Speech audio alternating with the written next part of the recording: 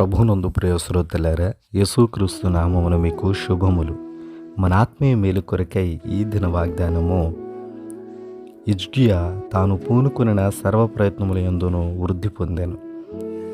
2వ దినవృత్తాంతాల గ్రంథము 32వ అధ్యాయము 30వ వచనము.